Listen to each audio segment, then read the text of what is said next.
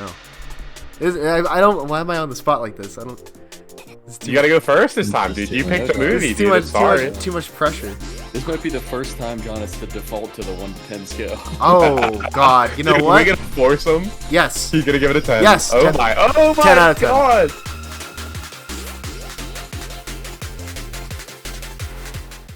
So, for this episode, we are watching, or we have watched, upon my recommendation, what I would consider to be my favorite movie, probably ever. I don't know if you Of all time. I don't know if you could kind of make it out, but where I'm pointing there. Oh yeah, you have the poster. I have the poster. Yeah. I definitely want to talk about the poster because I think it's so sweet.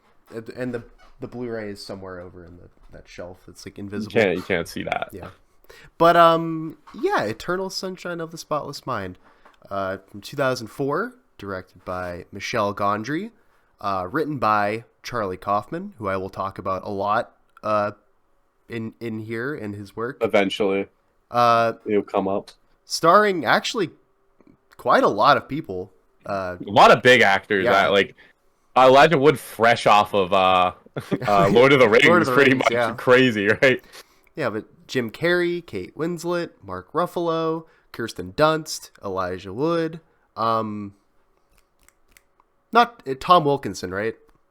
Yes. Yes, yeah. For a unconventionally told story with a pretty high concept,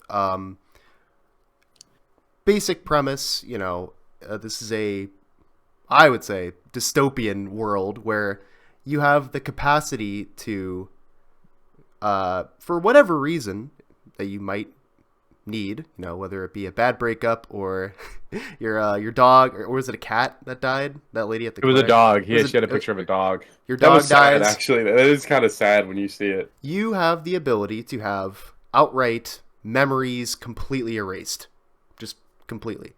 And so our protagonist, Joel, That's his name. Yeah, Joel. Parrish. Joel Barish. He, after a pretty nasty breakup with his, well, I'll just say outright, his manic pixie dream girl,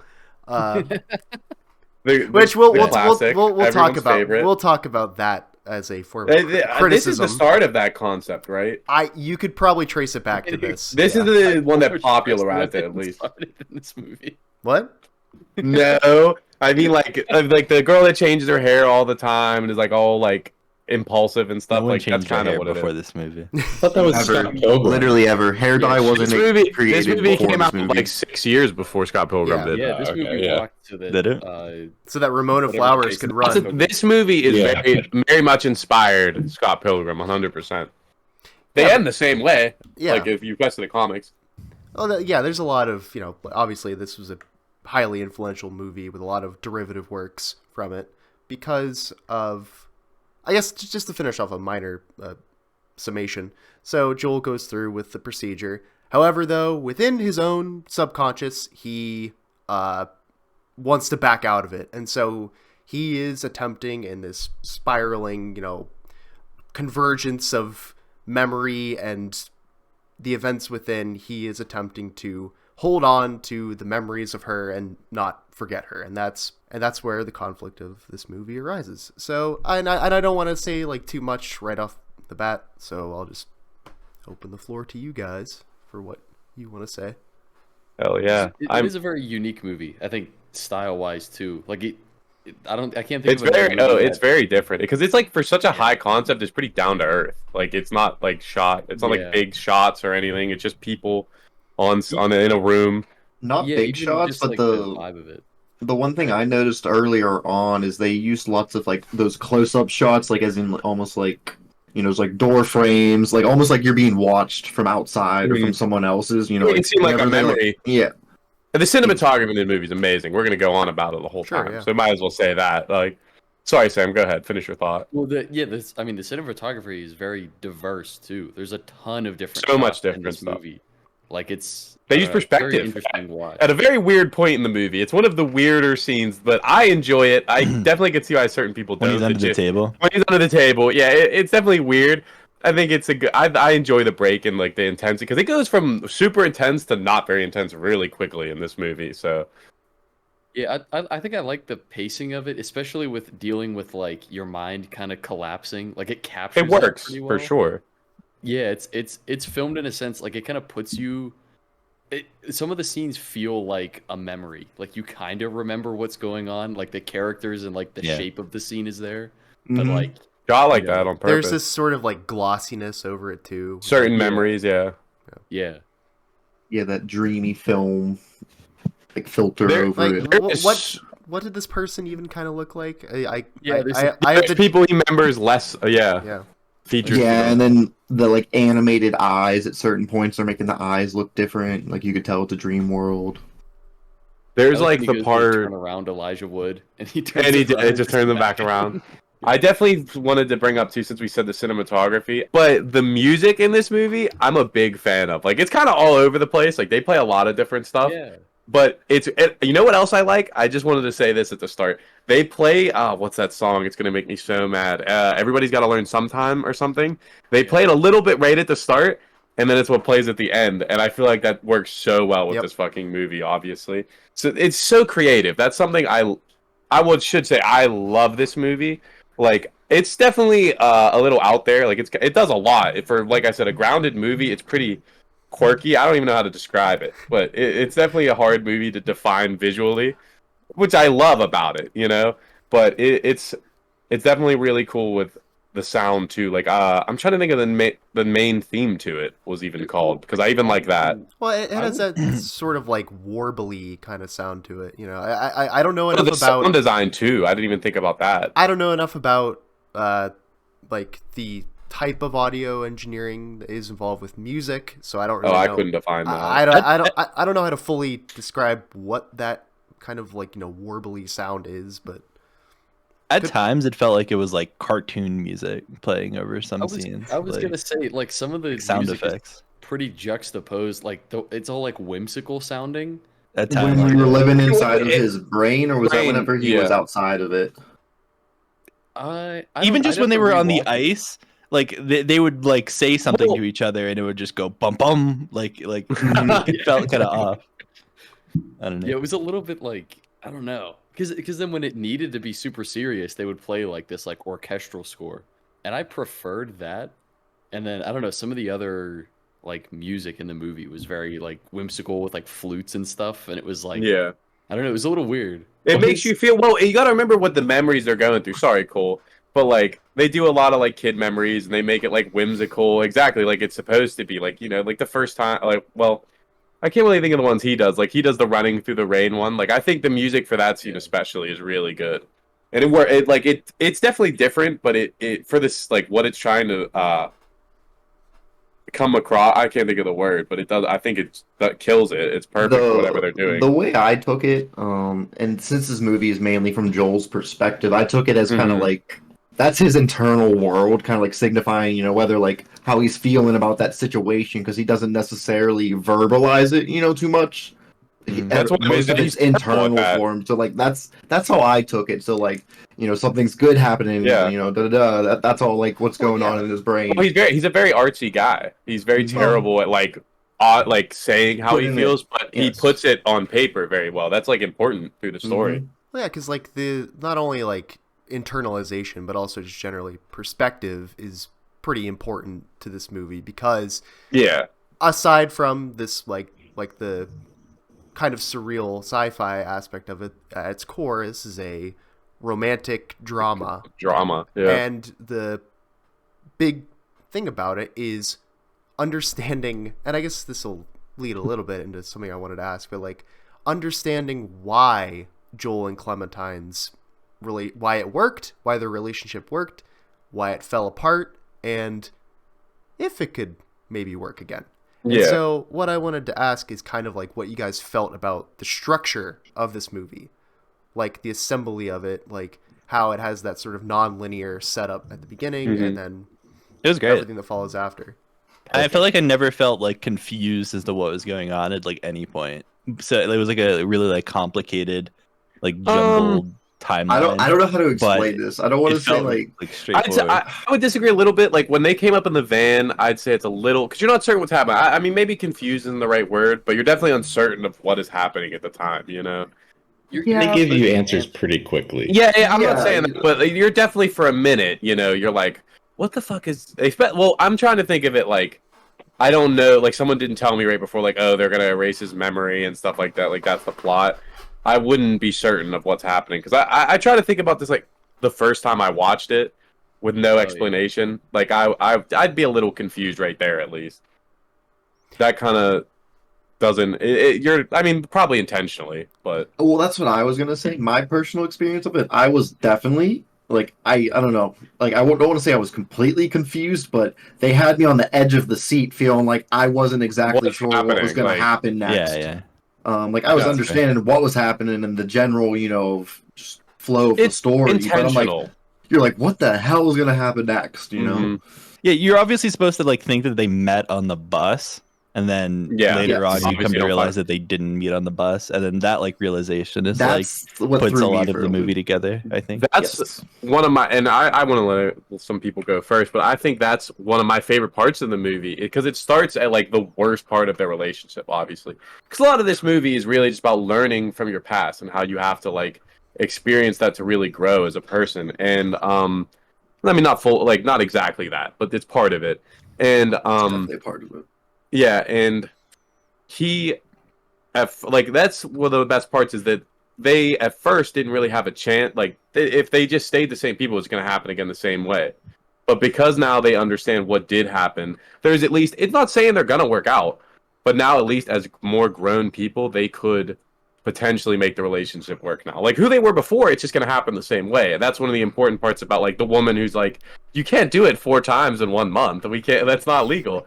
That's Yeah. one thing about like the dystopian thing, John. I was like, is it like supposed to be like a worldwide thing now, or is it just like this one doctor figured this out and is like just doing it as This a one, like, practice? I was so corporation, I think. uncertain. That's what I'm. Was it a not- corporation? It was Yeah. something. I don't think you're supposed to know. It felt to like be a honest. shady startup. I Yeah, that's feel what like- it seemed like. Small business. It had like, well, see, that's something else that's funny about the movie is like, I assume Mark Ruffalo and Kirsten Dunst were like older in this, but I think they're supposed to be like 18, maybe 19. Very young. They're in like college age, I'd like Yeah, to say. yeah, yes. yeah. Well, you could tell like they're like, Yeah. internships. and that's why they act like kids. Like they're Dude. acting like teenagers. It felt like a skit Literally every the time they were- worst people possible work at that doctor's office. Like they are all terrible.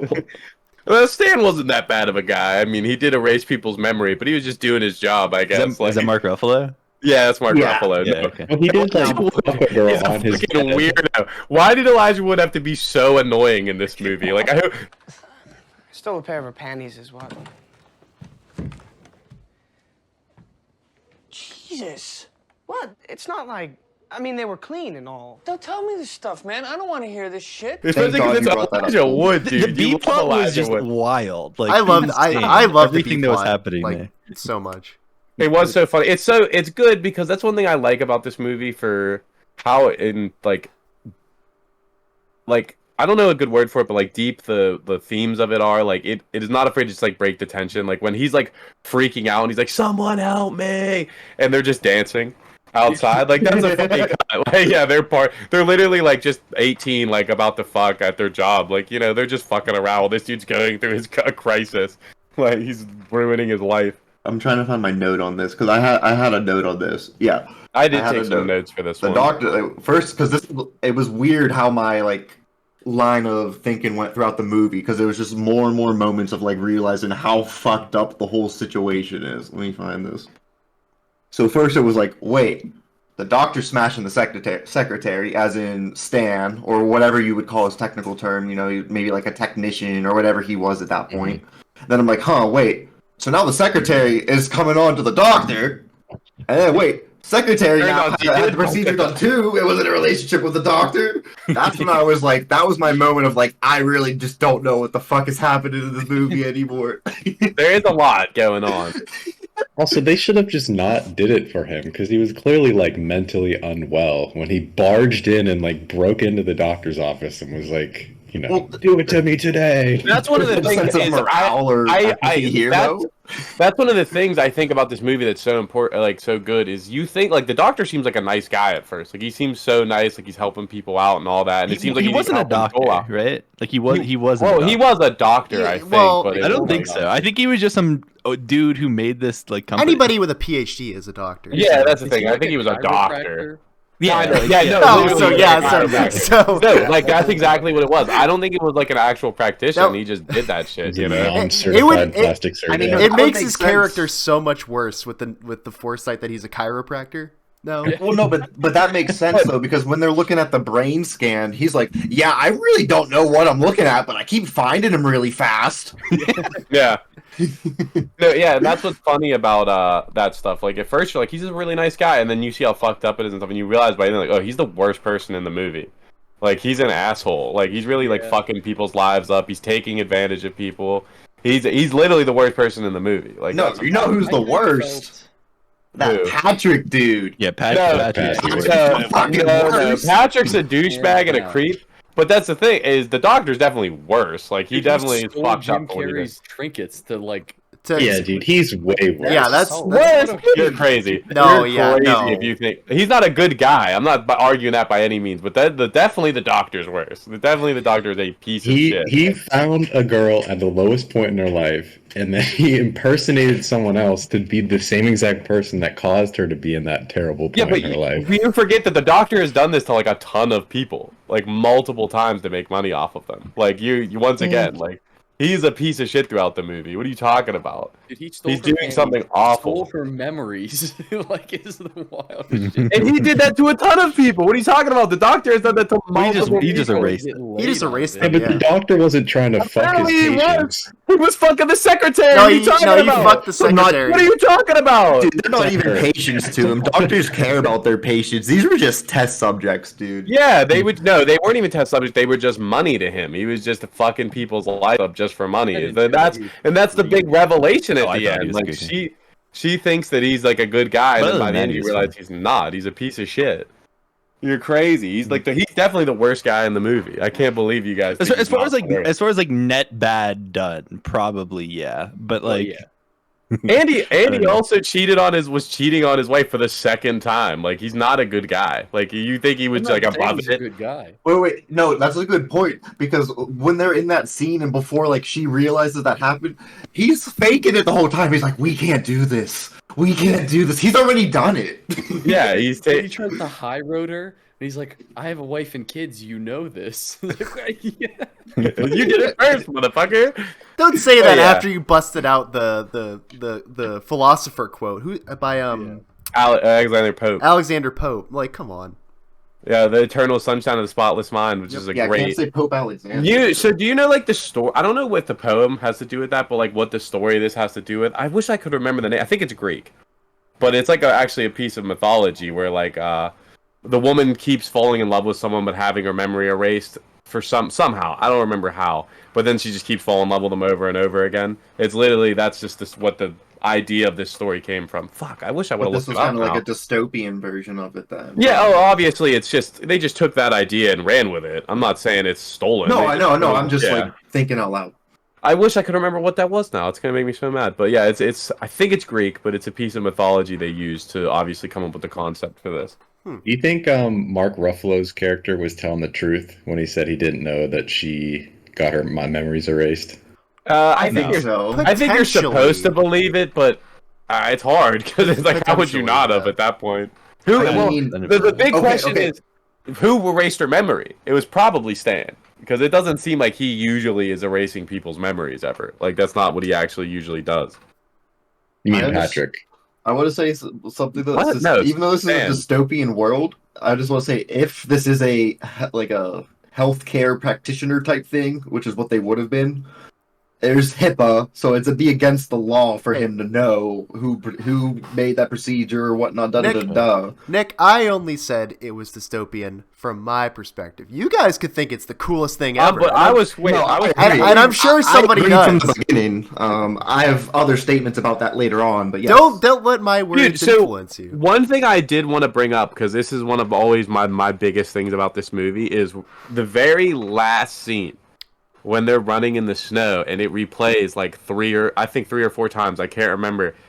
Do you think that means they did it again, Yes. or did they do Yeah. it before? Because I think that's the only I thing think it they did could it again. mean realistically.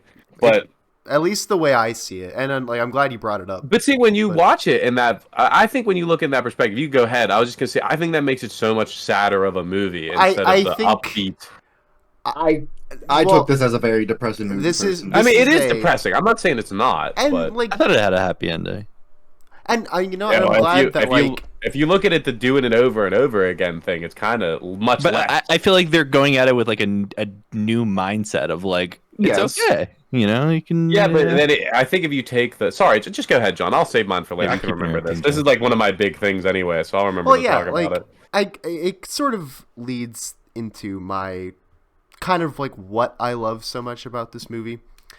It's a lot to talk about, that's for sure. Which is that like it has such a like really just like brutally honest kind of way of looking at something like this, where it's like there is no, and like as much as like it could pain you to say it, there is really no such thing as like a perfect relationship, or No. you know, that girl that you see on the bus that like, you know, you envision the entire life that you two are gonna have together in like 5 seconds. Like it's not gonna be perfect, you know, like and we see like this, like, you know, we see why it didn't work out, and even with the knowledge that they could try again, as I see from the ending, from the way my perspective is that yeah, it didn't work out, because even with the knowledge of these old problems that didn't work in their old relationship, that doesn't mean that like, you know, everything's just going to be perfect again. There's going to be new problems that arise too, you know. We're still the same person at the end of the day. Yeah. That's one of the things I think, and why I think it's more depressing if you see it like that. But it is kind of what's implied at the end, is because like is it possible to break that cycle then, you know, or are they just locked in that cycle until they do something different? I felt like a lot of the problems of their relationship was how like closed off he was, how closed off Joel was. Well, And I feel like him once taking again, though, her through his memories of like all these traumatic things that happened to him as like a child and stuff was kind of him like in the future. I interpreted it that he would be more open with her. but that's why I was talking about the ending where it's like they keep doing it. Is it saying that like, so if it at the end when it shows them running 3 times over, is it just going to keep failing and restarting over and over again? Like, is the cycle going to break, or is it just stuck like this? You know what I mean? Like, or is that what their whole relationship is going to be like from now on? I You know, kind of does took it it ever as grow? the cycle would never end, only as because if they're getting their memories erased, you know, again and again, they're going back to the person they were before they met each other. Obviously, it didn't work the first time. The only way I think to then, you know, for them to ever actually work is to have the memories of things that didn't work and move forward with that knowledge and not just erase it and go back to who you were before. Yeah, But I that's feel like why they learned I'm their lesson. saying at the end with Yeah, that 3 things, it's saying that doesn't happen though. That's yeah, what no, I'm agreeing with you. That's what I'm saying. Oh, okay. I thought you were okay. My bad. I misunderstood what you were saying. Then. That's Yeah, what no, I'm saying too. Yep. Yeah, and that's why I don't really like that interpretation of it as much. But the other interpretation I have heard, this isn't what when I watched and I thought it meant, was that it meant they tried it at least that many times, because that's why it stops doing it after the 3rd time. And then specifically, this is an interesting thing with filmmaking, which what I wanted to bring up earlier, but I said I'll wait. Is it cuts to white instead of black, which usually is a sign of like a good ending or a something positive. You know, white is more of a positive color and less final. Is that something is moving forward, you know, or you know, being better, and that after those times they got it right. You know, eventually they did figure it out. Do you think this might be the 3rd time? This is this Like, That's the question. It's definitely the second. I think from the filmmaking, I have to say it's the second. But I'm not. I mean, you could argue otherwise. you could say that like the first time they dated and then broke up and got their minds wiped was the first time they dated. And then they dated the second time when they met on the bus. Mhm. And then you could say that they kind of broke up and gave up on it when she leaves the house. And then when he stops her in the hallway, that's like them giving it the 3rd chance, because they gave it 3 tries. but they didn't I have their forget memory that- erased I've more heard- than once. I've well, I was heard- thinking it is just attempts Right, at the I gotcha, relationship. yeah. I've heard about the so that first time they meet on the bus at the beginning of the movie was actually the first time, or maybe the That's the second or second whatever. time. That's the second And time. then Has to be a second. Well, fuck, I forget. I wish I could remember this because it's just interesting theories I've heard. Because there's so many ways to interpret that of like whether they've done it multiple times already or not. I wish I would have looked into it a little more because I always thought that it was just twice, and this is the second time that you see, and then obviously they show it play out at the end. Yeah. But that's why I like them. I like the more positive idea that eventually they did at least find something in the end instead of it just being a cycle of doing it over and over again, regardless. You know? Yeah, well, I mean, like, I feel like the ending, I don't know. My interpretation of the movie is that having, like, a happy ever after is kind of not the point of being in a relationship anyway. It's that the downs are just as important as the ups. Well, yeah, I So get that You too. you but- you cannot the movies- have those good times without the bad times, and Yeah, like- you have to be able to work around those bad times Let's instead go of just through them. wiping them away. You know. Yeah, it's about growth. That's what the whole movie's about growing as a person. That's what I was gonna say, because like I think the interpretation that only Joel is a bad guy is like a bad thing to get at the end, because I think they're both just not great in a relationship. Like obviously. she is over. Yeah, I didn't mean Joel is the only issue. far too passive. But that's what I wanted to get to, is because I didn't think you meant that. But in the end, they both like just for you only see a little bit. Obviously, it's only a little bit that they rebuild that relationship. But it's because him going back to those memories was basically him like taking that inventory, looking back, and like figuring shit out. Because memories he didn't want to go back to, like the embarrassing ones. But she is like less upset automatically. You know, like she wants to listen to the recording. She sits there and listens and doesn't get super upset right away. And then when she walks away, he just lets her talk. And then that's why one of my favorite lines was, Okay. he doesn't talk shit to her. He doesn't say anything. He's like, all right, who cares? Yeah, You know? I really like that ending. That's one of my favorite lines, and that's one thing. I really like Jim Carrey in this role. Like I think he plays it perfectly. I think it's hard for little people because obviously they've seen him in so much other stuff, and then he has such like his own style that I could see why that some people it doesn't work because he's so physical. Like no matter what role he's in, he's such a physical guy. Like when he puts the blood on his neck, I crack up every time I watch that scene because only Jim Carrey would have killed that. You know, like made that so funny. But that's why I think their role works so well. It's so original. There's not many characters you're gonna see like Joel Barish in anything. I will say we kind of mentioned it a little bit earlier, but I do like how the movie portrays both of them as having their flaws. And I forgot. You find out towards the end he cheated at the start, you know, and that's what he blames her for the whole time. Yeah.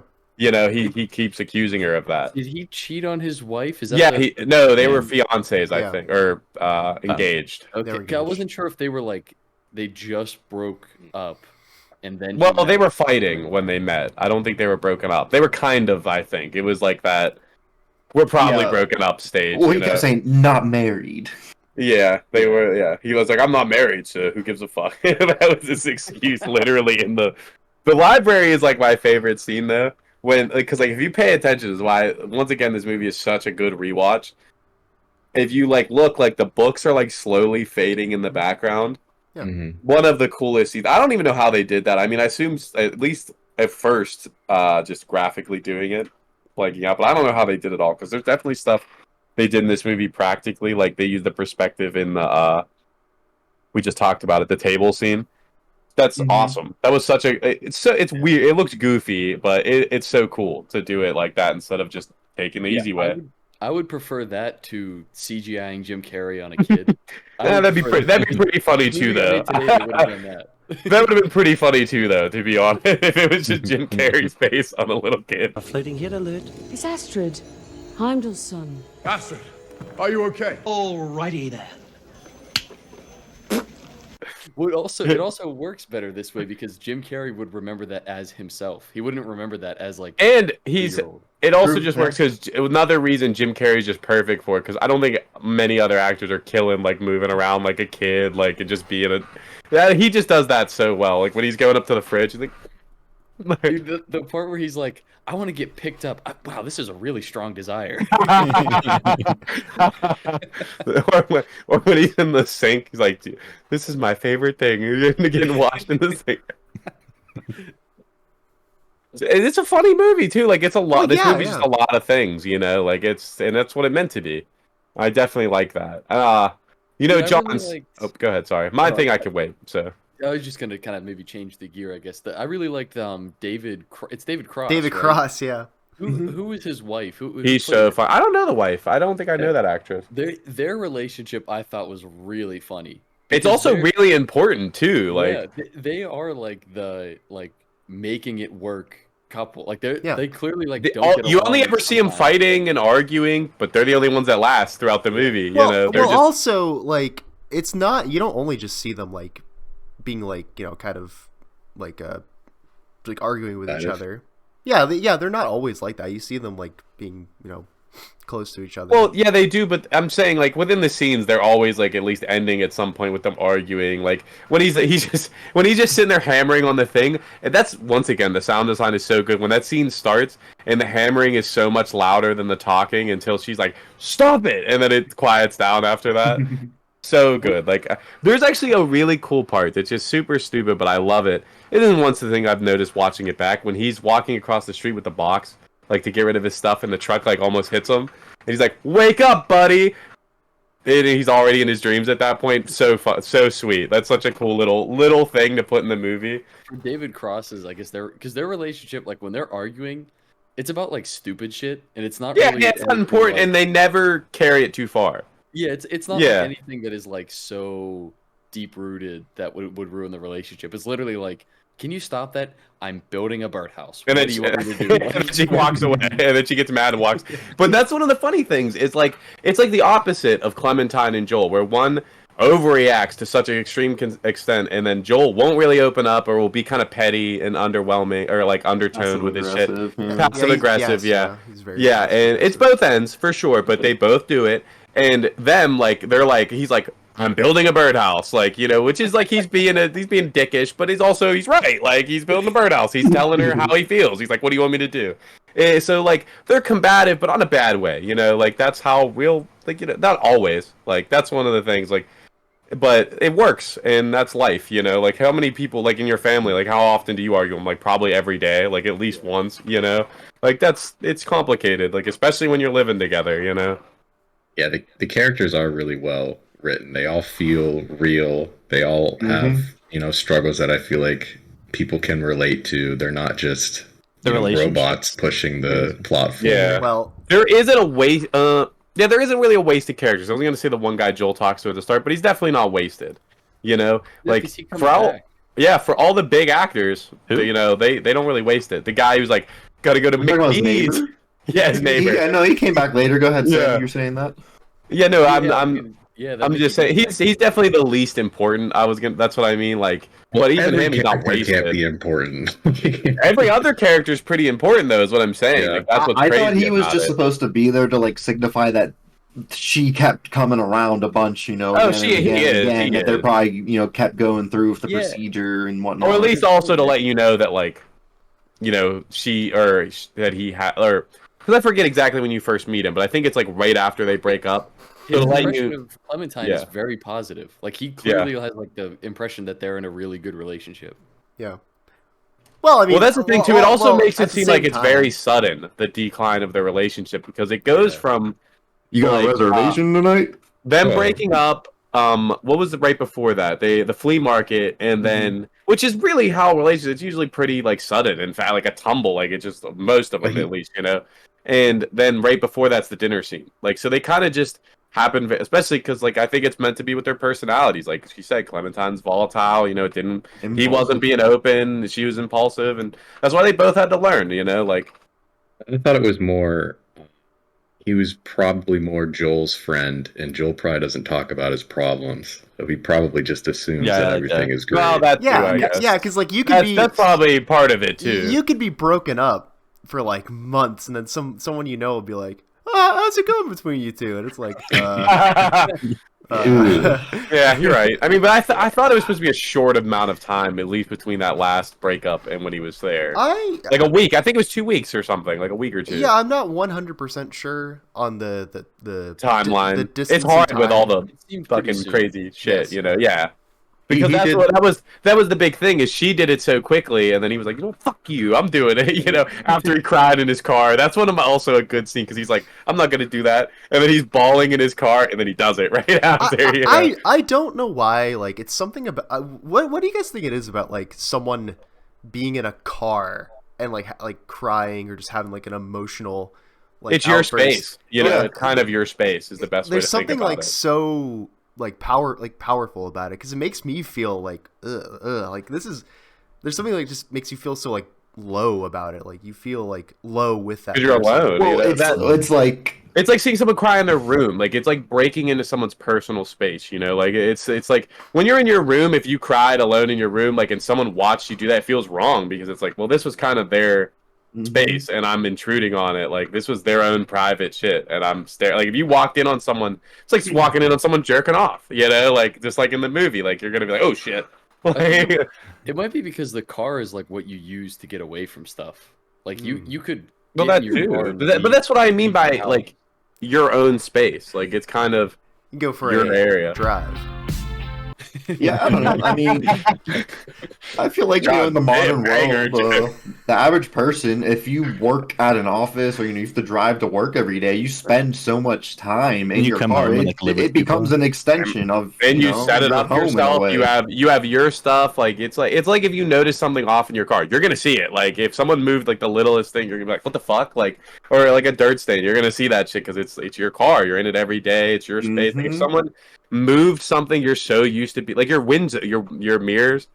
That's your like you're like what the fuck these motherfuckers like it's so frustrating when Your someone seat- moves your mirrors. If my How seat much- isn't perfect dude, when I sit down, You will never get your mirror the same way again. You're every day you're gonna be like, I wish that motherfucker didn't touch my mirror. Like you drop your car off at the mechanics and they move, that day's ruined, dude. Your whole day's fucked up.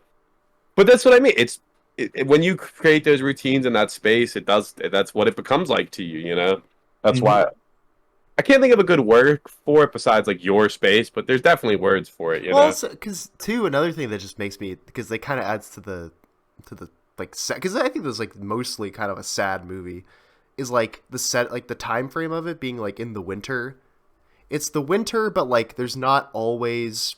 where is it at? Where's Montauk? Where the fuck is Montauk? Massachusetts. Oh, really? Maybe? I thought I this was was New York. I thought this was East Coast so hard. I think Like, it is New York, Chris. Fact check me, please. Is it not upper New York? The East Coast. It's New York. Oh, did you say Massachusetts? I thought you said Minnesota. My No, bad. that's- Massachusetts is definitely East Coast. Sounds like a Am I mess. losing my mind? The other M, way over in the middle of the country. Montana? Michigan. Wow, there's Montauk. a lot over there, really. Montauk is a hamlet and census-designated place in the town of East Hampton in Suffolk County, New York, on the eastern end of the South Shore of You could Long have stopped Island. in New York. Oh, it's in Long Island. Yeah, so it's fine. Okay. That sounds fancy. That's probably why they Big money go over there. Dude, but all right, so now I'm gonna bring up, dude, that poster, John, and like that picture. 'Cause I think that's the poster for the actual movie, isn't it? Yes. Yeah. It's one of like my favorite shots in any movie ever because like, especially just with the title, like it explains it perfectly because it's like a perfect picture. You know, them laying there on the ice, and then there's the crack in the ice representing like the not eternal sunshine. I don't know how to explain that of the spotless mind. You know, like the flaws, which are important, and that's kind of a big part of this movie. Yeah. And it makes the picture so much more beautiful because, like, that's like the thing where like the flaws are part of it. You know, like it makes it better, not worse. You know. Yeah. I mean, better might not be the right word, but it makes the picture. You know what I mean? And that is the Better's the right perfect word. example of it, and the perfect example of this movie. You know, I think that is one of the best posters of all time. And I thought that I didn't know you had that, John. That's fucking sick, and I'm so jealous, dude. I love that because It's hard to make out from this angle. Yeah. I can see it now that you mention it, but I also know it, so it's a little easier for me to tell what it is. But it's just when they're laying on the ice. The very first time, I think that the second night they meet, right, is that scene. Because I think in the second one, the second time, or you see the first time, you don't see the ice. It is the first time they go on the ice again, but But you don't see it, right? I don't think you do. Well, that's that one is from the first time because the creepy The dude crack was there the rips first time. the quote. Yeah, that's from just what I mean. I'm Yeah, just curious they because go that out on the specific ice shot. again, Yeah. and they meet without knowing that they did it the first time. yeah. Yep. great scene, but like I just don't think they have that exact shot in it again. I think it's just I don't know why I'm pointing. Like anyone can see where I'm pointing, but that's you're pointing. That's just in the You're first pointing scene. to my screen, at, like where it should be. Yeah, from where your the perspective. poster is, right there. Yeah, I definitely wanted to bring that up because that is legitimately I can't think it's over this way. It's one of my favorite of all time. Like it portrays the movie so well, and it's just beautiful. You know, that's a sweet fucking shot to have in any movie. I think like my like scene that I think it just like kind of encapsulates like the essence of this movie. Like my favorite. It's the final like memory that's about to get erased. At the house. The final slash first because it's their first memory of them, but it's super like the final one. crazy to talk about. Yeah, that's I like it. The point. It's as Joel is like as it's playing out as it did in like in real life, where you know he got kind of like nervous about you know he like, really got scared. Joel is a pussy at the start of the movie. And kind of you learn through his life he was a bit of a bitch. You know? Yeah, I mean that's like very like important to his character, and that's what I like. Again, well, we'll talk about Charlie Kaufman, but as he's leaving, you know, Clementine, sort of in like a kind of a break in the sequence of events, is like, what if you stayed this time? I walked out the door. There's no memory left. And the part that just always like punches me in the gut every time is like, come back and make up a goodbye at least. Let's pretend we had one. That is just like soul crushing to me every time I see it. Yeah, the first time they met. Well, because like in his head, it also represents like everything later. You know, like especially because the last time, I agree with you. That's a great scene because it is exactly the whole movie where, what was the fucking. When did they break up? Where did they end up in front of like those stores or whatever after she fucked up his car? They don't say goodbye. I think they just ended screaming at each other. You know, and it's kind of the opposite. Where this time they just didn't talk and he left and he's like, I wish I just would have said goodbye or something at least. You know, it's kind of like that idea of a lot of people do struggle with this, where like the idea of closure at the end of a relationship when it's like it's over. Sometimes you know it's just over. As much as some people like to claim that they're, you know, personable or confrontational, they are extremely non-confrontational. So, you know, yeah. Oh yeah. Well, I think that's the funny thing is Joel says he's not confrontational and is very confrontational, like subtly though. Like he, where like, were you tonight? It's 3 a.m. Well, I mean, like I don't think that at that part you were because, like, I mean, that is a little rude. He was really insecure. I think he's definitely insecure. Like what he said was unforgivable. She also did wreck his car. That's something you're leaving out of that because that's the thing. Like he's definitely right to be upset with her. But he didn't have to start being like you're fucking everybody or this. Yeah, I forget exactly exactly what he said. from His own insecurity. That was his own insecurity. Yeah, that was him just trying to hurt her. And once again, that goes to the other scene where he's like, "I wish I hadn't even fucking said that." Well, no, especially later when he's like, sorry, let me finish this one thing. Later on at the end when he's like, "I would never say that about you," or he doesn't, because he didn't mean it. He didn't actually even mean it. He just was being defensive, and that's not good, but that's what it was. That's like that's him. Like most people too. Yeah. I'm not. Yeah. But go ahead, Cole. I want to let you finish whatever. I was just gonna say before he heard that she wrecked the car, he was upset. Like he was sitting there like arms crossed, she called him clothes on from the day. He was. I mean, he wasn't wrong to be like. She called him out. She called him out for it. You're really worried about me like going out trying to fuck someone or something. But also she did come home at like 3 a.m. fucked up, and it makes it seem like he had no communication. That is a fair reason to be concerned, and she drove drunk, and he knew that. I think the movie is very fair. That movie is very fair to them both. That's like not cool either, but he definitely didn't deserve to react the way he did. You know what I mean? Like he definitely had every right to be like, what the fuck were you doing? But then he didn't have any right to be as insulting, I guess, to her as he was, because like I mean, like he had every right to be like concerned about her at least. You know, like that's your girlfriend. Let's not be too critical of the drunk driving, okay? You know. I was wondering what John. Because I said drunk driving. I said drunk driving, and John went, and I was like, "What is he gonna say?" Actually, I was like, "What is he gonna say about this?" She made it home, all right. She kind of. She did wreck her boyfriend's car. Like that was just a scratch. That if is she was like a better drunk driver, this movie would have never that's happened. really. I do agree. The problem is she's just not a good drunk. You know, like be better at driving drunk. Yeah. That's the problem.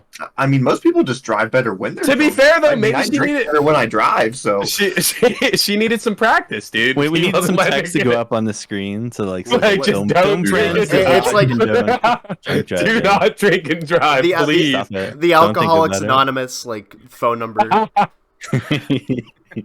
That's so funny. But For the record, I've never gone but to DUI. that's the biggest. I don't think. Yeah, none of us have Yeah, DUIs. but the do not biggest, for the drink and record, drive. I'm allergic to alcohol. the biggest point for me is that it's fair to both of them throughout the movie. Like they both are bad to each other at different points. Like I'm not trying to sit here any way that he reacted in a good way or that her way of handling all bad things in the relationship was positive at all. Like doing what she did was also unconsiderate of Joel, you know, like just because they must have been fighting, I assume, because that's what it seemed like towards the end. They were just fighting You're a a lot. Clementine hater. That's all I'm saying. I literally just said that was the opposite of my opinion. But is that, you know, and then she just was also just going out and getting drunk when they were in the middle of a fight. That's not a positive thing to do to anyone, you know. But yeah, I think the movie's very fair to both of them throughout it. Fuck you, Chris. I agree. This Chris relationship is doesn't not argue fair. with Yeah. Chris is a We need fucking to talk about bitch. Chris and Nate's relationship. That's what we really need. Is I want my memories erased of Chris, dude. That's what I need. Could Nate and Chris's like relationship Dude, I work? do need the memory of possession erased from my memory because that has negatively affected me. Do you think if we erased possession from my memory that I would somehow end up watching it again? Like, is that the big And you would fucking like it. story? No, arc? like, it would work Whoa, relax, bro. That would be like crazy plot twist. You would be like itching to watch it, and then like you just happen to. Like, I would have like a need to it. Yeah. Like I would. There was something about me personally changed from the moment I watched Possession. and you check Discord, and, like nobody else is on, but Chris is on, and you're like, wait, It just like makes it makes it come back to me. we could do a watch party together, and then like Chris takes possession, and then I hate him again. That's the whole point of it. I wanted to discuss this because, like, John, when was the first time you watched this movie? probably 5 or 6 years ago. Oh, see, so it wasn't. You were far more recent than me. So I watched this probably like. When did my brother come back from Iraq? Because this was when he was like just showing me movies all the time. It had to be like 2010, 2011. And so actually not too far off from you, but like he showed me it, and I remember he liked it, but he didn't love it because like he still even was affected by like the Jim Carrey stuff, and like, you know, it's a little weird. It's a weird movie for sure. Where like he just kind of had the same opinion of most people, where it's like, yeah, it's cool, but like I can't sit there and watch Jim Carrey, you know, like it's just I don't like watching him be dramatic. And I feel like, and I remember watching it the first time and having like, I really liked it. And I was like, dude, how did you not like this? And I think this movie is definitely one of the most fun. Like, I wish for most people not to know this movie before they watch it. I think it's one of the best experiences to not know anything about it. Because I don't know if we said that, like, did we give a synopsis in the last video? Because I hope we I knew did. nothing about it. No. Oh. And do you think it improved the experience, Chris? Because like that, I really think it. I really think it. I'm not saying it would be bad without it, but I think it's just such a cool experience with this movie because of how. Once again, I think that's something that makes it a little more confusing. That's why I was like, Chris didn't fucking think it was confusing at all, and he knew nothing about it. No, like halfway But- through the movie, before they even like confirmed that the bus, I was like, I bet that was like I bet that is in the present. Like they set it up well, but I guess like it you was are still like doing a fun journey though. Like, yeah. And I was gonna say, I about it, guess too. like for this, you might have been like paying extra attention to, or like, what's the twist and shit. Like, yeah. Chris's brain is just on another level. And you need to just accept it. Dude, Chris is just a genius. He is immune to plot twists.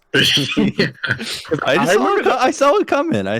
I remember the first time I watched this. This was something I want to talk about because I talked about how I was a little confused at first. I remember when he took the pill to pass out for the first time, because my brother didn't explain it to me really either. He just said it's Jim Carrey. It's cool, you know. And then and he takes the pill. I was like, is he gonna kill himself?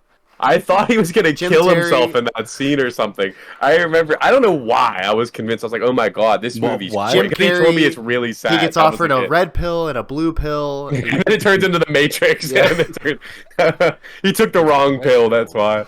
Forget Clementine. Wait a minute. Like this movie is actually weirdly similar to The Matrix with like the setup of like him being in the suit and that shit. This is like somewhere like where was the Matrix in L.A.?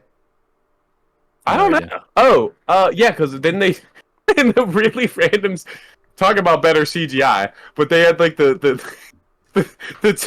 tutorial video on what happened to the world. Remember, it's like L.A. now, and it's just and CG destroyed building, just fire, and it's orange, and it's destruction. Like, oh my god, fire! My new headcanon is that. Well, actually, no, it wouldn't make any sense because they're just in the Matrix. Well, no, because like the whole thing is that like in this movie, it's about well, actually, no, it's kind of about altering the truth a little bit. You know, altering the truth at least in your own mind. So maybe, yeah. I think a little bit of the interesting thing to this is how, and not fully, but it also the mind wiping stuff is meant to be a little bit. I don't think it's like the main stuff, but it's all supposed to feel like a little bit of a relation to like how genuinely people try to move on from relationships. Like, I'm not gonna say drugs specifically, but people will fall into like these.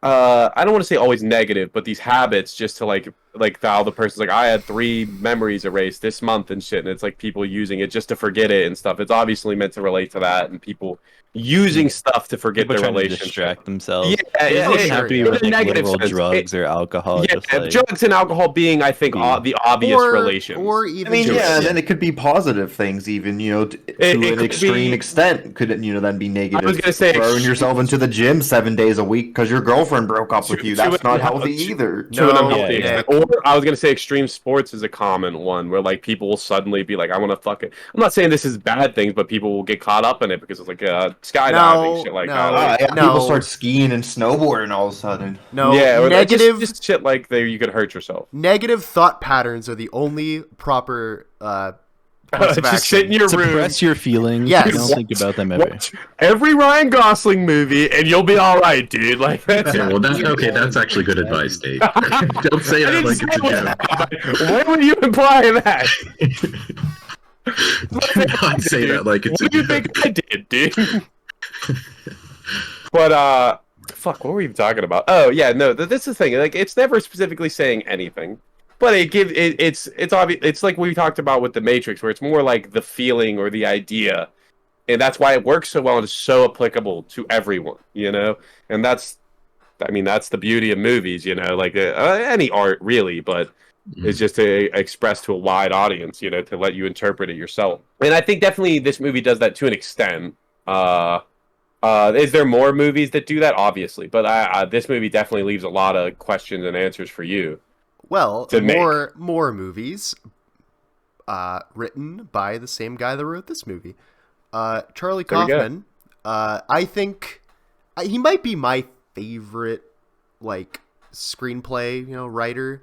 I think Nick's looking it up. That's not this movie won the Oscar. I want to see looking up something else. I want to see what movies he made. I don't know. I got them on deck, Nate. He wrote Being John Malkovich. That was directed by Spike Jonze.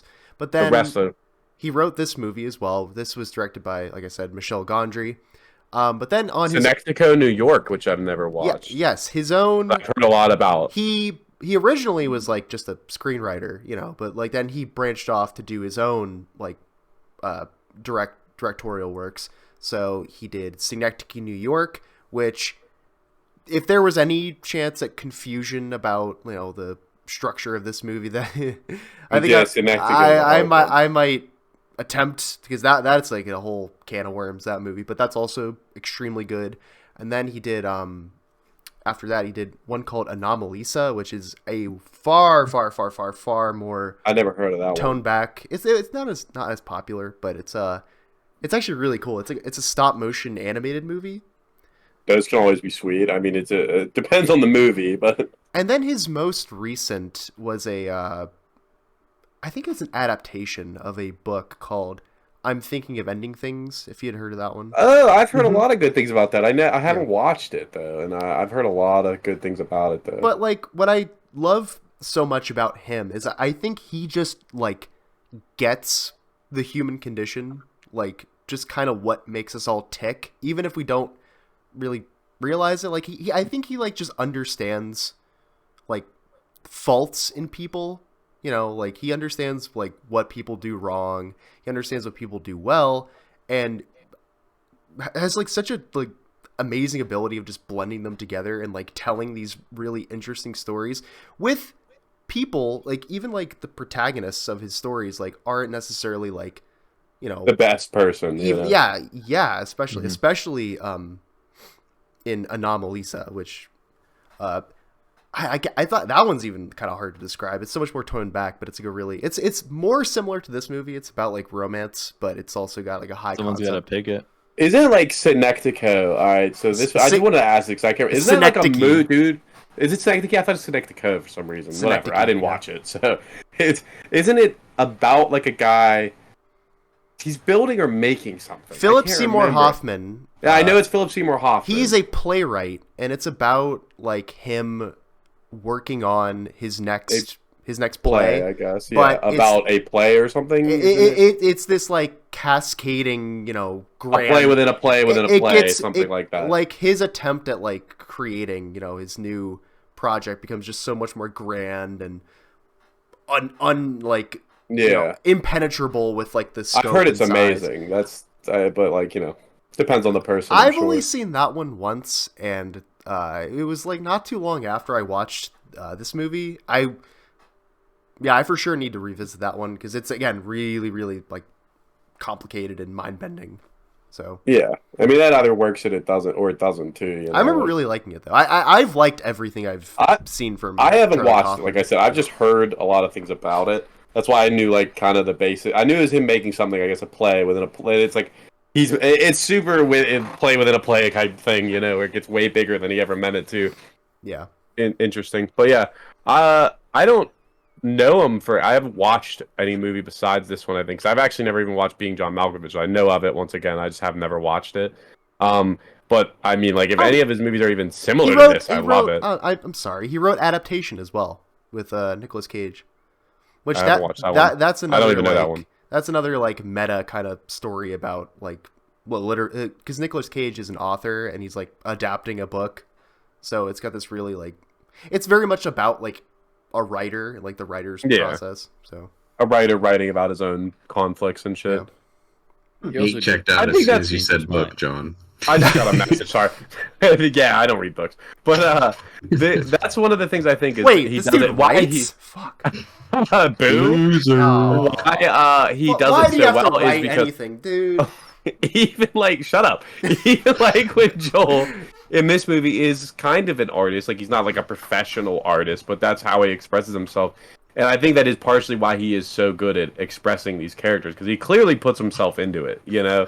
Like it's clearly his own, both his flaws and his things he thinks are positive about. Like he does well. Like he thinks that are the things he does better. I don't know a good way to describe that. Like how do you say the things that someone has done that improved himself? You know, like his self-improvement and his failings. You know, and that's how you make a real character. Like you really have to express your negatives and positives. Yeah, your humanity. That's a good one. That's a good word for it. Sorry, I'm just fucking loose. My vocabulary is terrible today. I don't have anything to it. I can't express myself. I'm failing hard at this, dude. But yeah, I think that's why it comes across so genuine. Authenticity is what I would. Yeah, there you go. That's great. That's a great word for what I wanted to say. Bar. Absolutely. The Manic Pixie Dream Girl, dude, I can't. That's so. Yeah, I kind of I don't know where that actual title come from though. Like, what is that based on? Like it just made that shit it's social media or something. Someone just put random words together. It is like, you know, a concept that has definitely been.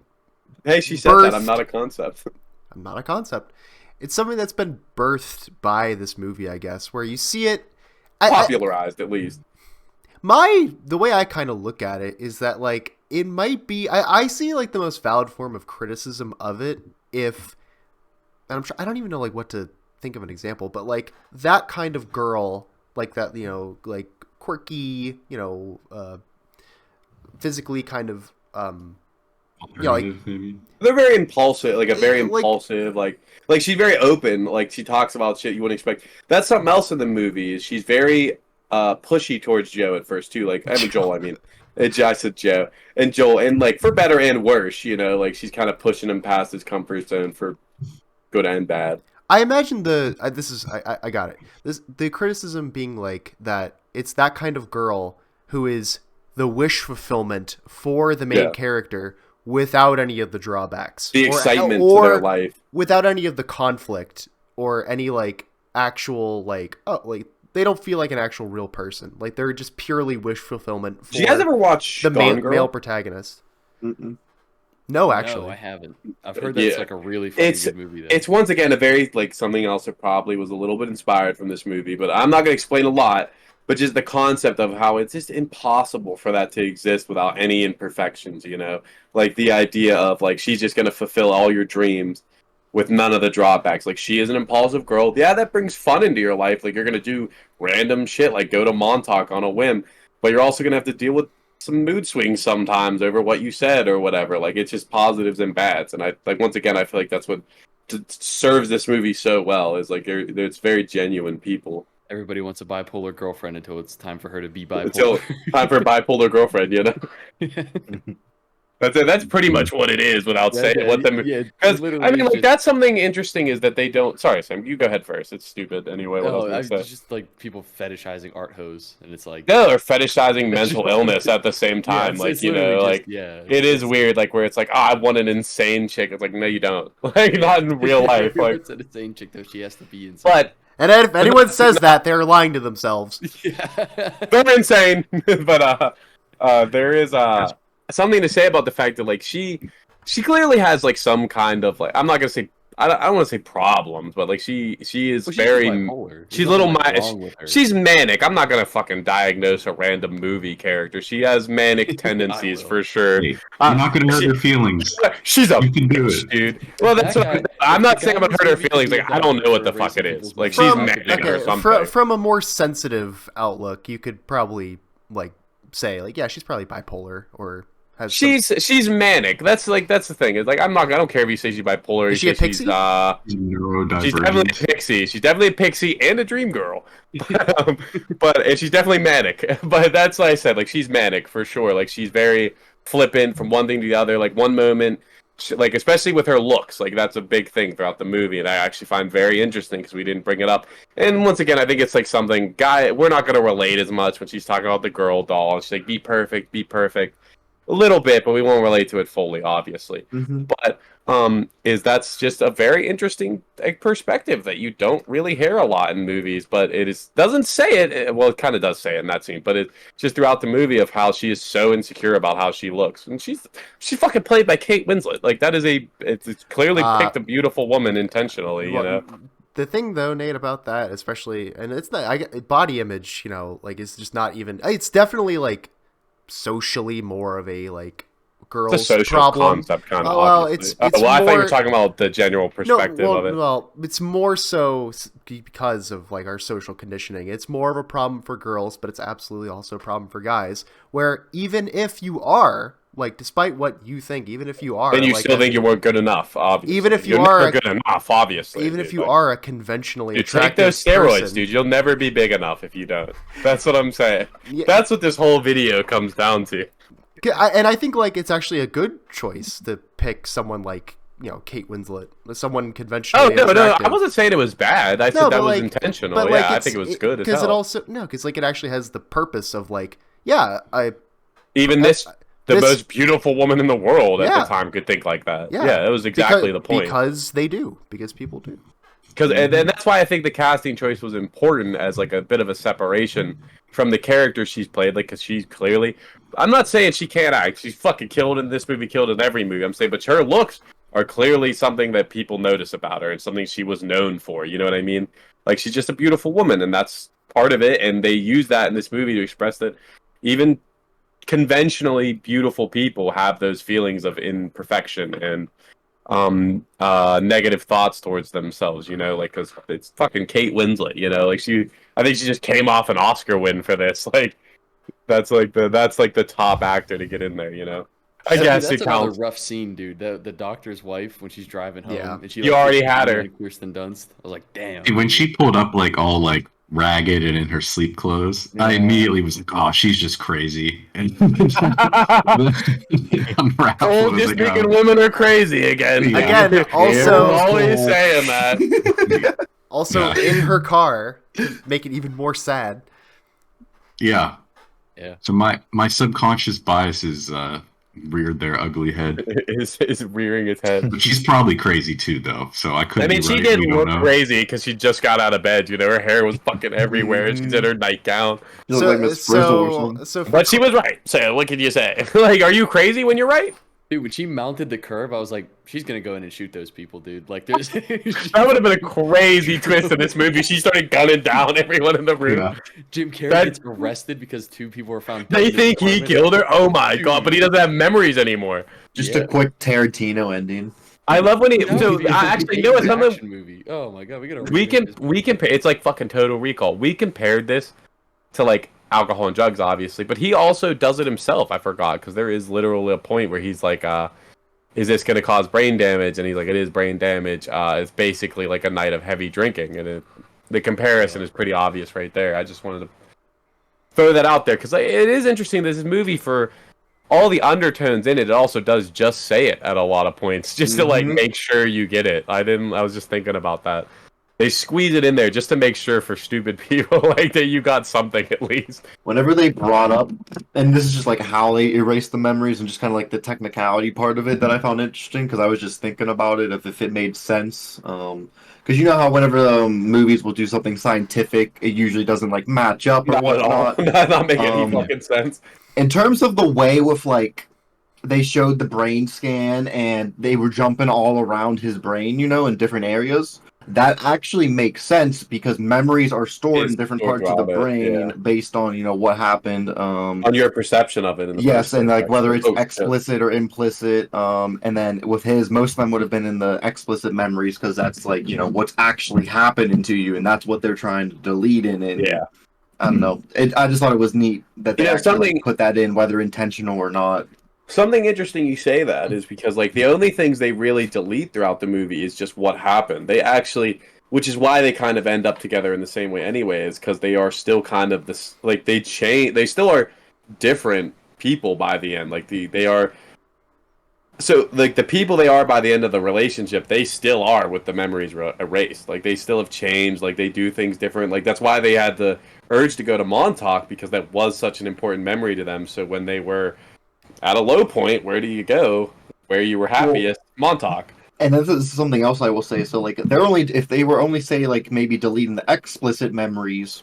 There's also then the still implicit memories, which implicit That's memories. what it seems like, though. It's just And like, those would be more so like that's the like internal- you're riding a bike memory, and if they were going back and forth and being in a relationship over and over and over, for them it's almost like riding a bike at the end of the day, and they're always going to end up just kind of like pulled towards each other, if that makes sense. Why do you think they ended up together even after their memories got erased? Do you think they were just like naturally meant to be together, or did they still like? I don't think it's have saying some they were other meant feeling? to be together. More that like It's because they just themselves the didn't really experience was important. I felt like for them to grow. Like without them growing, they're just going to end up in the same situation again. Yeah, because they themselves, the procedure didn't actually change them as people. Yeah, they were still the same people. That's Yeah, what I was 'cause- trying to say earlier. So that their memories made them who they are, Obviously, and yeah. so they're still drawn to each other because they share those memories. Yeah, it's like what I said about Montauk, whereas like that's your happiest memory for each other. regardless. Like, see, that's the thing. You erase the event in Montauk, but Montauk was still obviously like a drawing point for them. Mm-hmm. Yeah, have a heart, Chris. It's true love. I mean, my first interpretation Chris, was they try were drawn falling together in and they love, didn't remember anything about each other. Like that was my first. Yeah, kind of. I feel like yes and no kind of answer. All right, are we ready to give ratings? Anybody got any final thoughts? I'm down. Yeah, I don't have anything else to say. As much as I love talking about this movie, so I think we covered a lot of John, bases. we're starting with a hypothetical scale today. Sure, so we have to, because John goes first. What do you got, Sam? What do you have it? Does we mean I have John's- to give this guy? Oh Yeah, well, sorry, John. Sam, you usually give it, so I was just like setting it up. Off. My bad, I don't have it. I was just waiting. Oh man, dude. All right, from I can't think of another blue-haired girl. From Ramona Flowers, or Ramona well, I guess from Flowers. Clementine. Who else dyes their hair a lot? Yeah, from Clementine to bad. Ramona That's- Flowers. We'll just do that. It's a They're good both one. great characters though. So It's like from 1 to 2. yeah, we gave you a stiff rating here, dude. Good luck.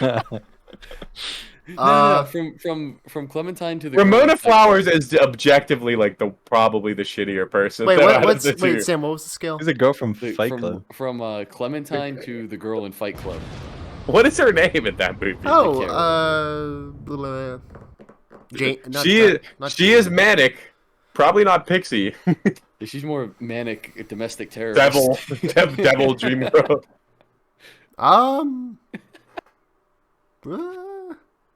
Oh man, this is a tough one. This is the toughest thing John has had to do in months. Well, Sam provided actually a pretty interesting. It's a weird scale. Yeah, interesting scale. Well, if this is John's favorite movie, we're really just gonna find out who his favorite colored hair girl is. Who is it? Oh God, like I don't know. I don't. Why am I on the spot like this? I don't. You gotta go first this time, dude. You picked the movie, It's dude. too much pressure. Dude, I want to hear what other people think first. This might be the first time, John, it's the default to the 1 to 10 scale. Oh God, you know Dude, what? We're gonna force him. Yes. He's gonna give it a 10. Yes. Oh 10, my 10 out of 10. God. 10 out of 10. Let's go, dude. We broke John. That's crazy. I'm so happy, John. Well, had this you freaking sell out. can't prevent me with dyed-haired alt girls. They're my weakness. I love them all. I love every one of them. God damn it. Is Haley Williams? Would that count? Oh, I changed my answer. Oh, wow, Haley Williams is a 10 out of 10. I abstain my 10 out of 10. I will never give a number. Dude, what's up? We just gotta find a movie and be like, all right, 1 through 10. Which one you picking? So Haley Williams out of 10. Yeah. Well, John, if you had to summarize why this is one of your favorite movies, I think I like touched base on it earlier. I think just like the brutal honesty of it, and like the brutal honesty that is not like like there's negativity, but like it's real. It has a positive message about the introspection required to actually make a relationship work, where it's not someone else. It could be someone else's fault, but there's also your own faults that you have to contend with too, and that's what makes it work. So I think it's just a really just honestly just brilliant story. So I agree completely.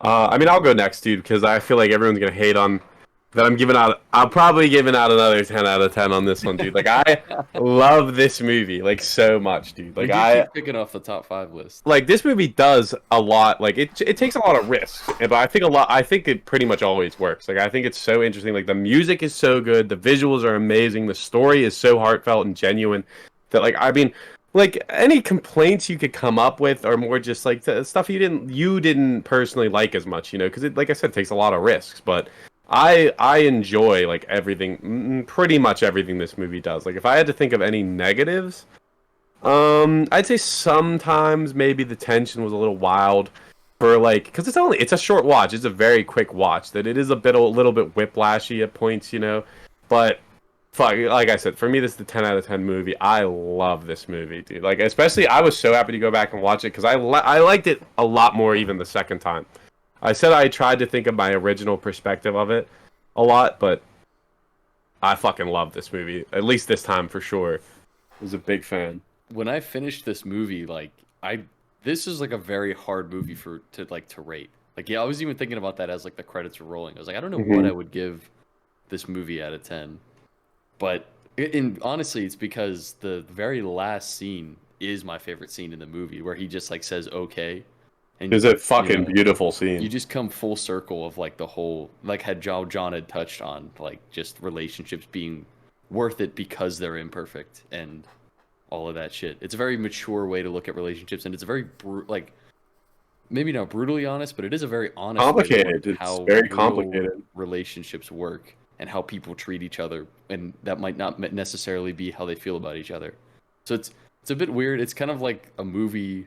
It's like what would you rate a relationship on a scale of 1 to 10? That's how I kind of felt it. It was like, I don't know. But overall, if I got to put it, I don't know. We looking at the best parts or the worst parts? I think I give this movie a 9 out of 10. I think this is a really phenomenal movie. I don't see how anybody could watch this movie and not like it. There's something to enjoy about it, at least for everybody. Sam, well, I think. that's your naivety. You think about what your favorite movie is. There is this movie, there are sorry. guaranteed to be people that hate it. It is the worst movie they've ever seen. So I thought this was like a really unique watching experience.